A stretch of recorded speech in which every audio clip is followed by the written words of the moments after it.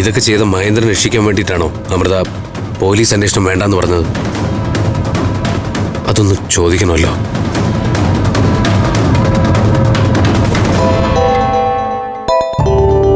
ആരാ ചേച്ചി?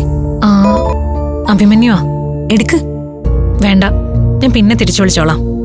അല്ല, ഇങ്ങോട്ടാ വരുന്നെന്ന് ചേച്ചി എന്നോടും പറഞ്ഞില്ലല്ലോ. കലയമ്മ പറഞ്ഞപ്പോ പെട്ടെന്ന് വന്നതാ ഞാൻ. കലയമ്മയോട് നമുക്ക് കടപ്പാടുണ്ട്.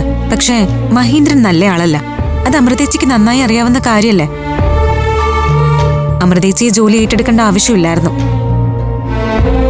മഹേന്ദ്രനെ നോക്കാൻ ആളില്ലെങ്കിൽ ഞാനിവിടെ ഹോസ്പിറ്റലിൽ പറഞ്ഞ് ഒരു ഹോം നഴ്സിനെ ഏർപ്പാടാക്കുമായിരുന്നു. കലയമ്മ നമുക്ക് ചെയ്തെന്ന ഉപകാരങ്ങൾക്ക് പകരമായി നമുക്കിതല്ലേ തിരിച്ചു ചെയ്യാൻ പറ്റൂ. ഞാൻ ഈ ജോലി സന്തോഷത്തോടെയാ ചെയ്യുന്നേ.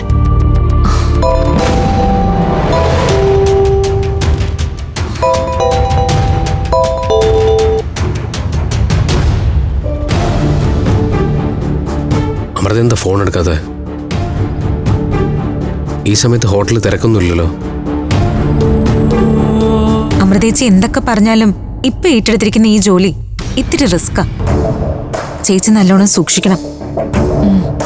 ഞാൻ ഫ്രീ ആകുമ്പോഴേക്കും ഇങ്ങോട്ട് വരാം. എന്നാ ഞാൻ ഡ്യൂട്ടി റൂമിലേക്ക് ചെല്ലട്ടെ. ശരി മോളെ. ശരി.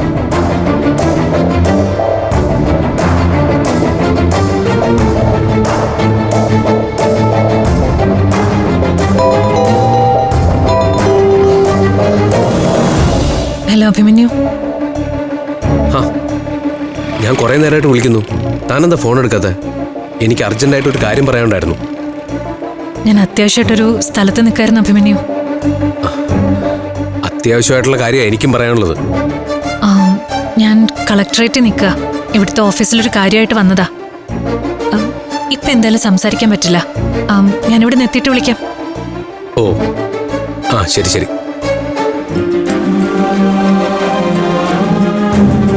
ഈശ്വര, അഭിമന്യുവിനോട് കള്ളം പറയേണ്ടി വന്നു.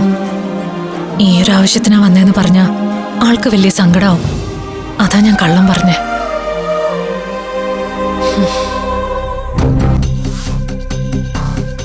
ഇനിയിപ്പോ എന്ത് ചെയ്യും?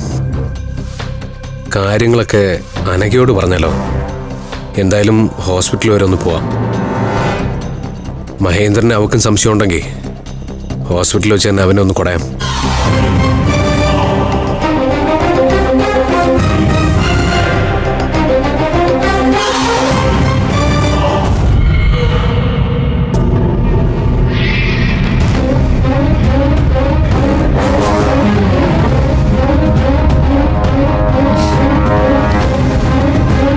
അമൃത, എനിക്കൊരു ഉപകാരം ചെയ്യൂ.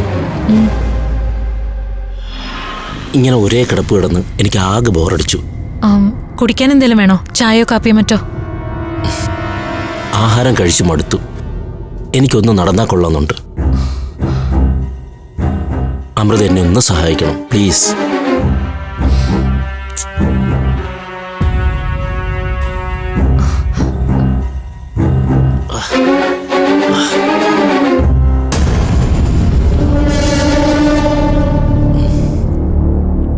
നമുക്കൊന്ന് പുറത്തേക്ക് പോവാം. അയ്യോ, പുറത്തേക്ക് പോണ്ട. എനിക്കിത്തിരി ശുദ്ധമായി ശ്വസിക്കണമെന്നുണ്ട്. ഈ മുറിയടച്ചുള്ള താമസം തുടങ്ങിയിട്ട് എത്ര നാളായി.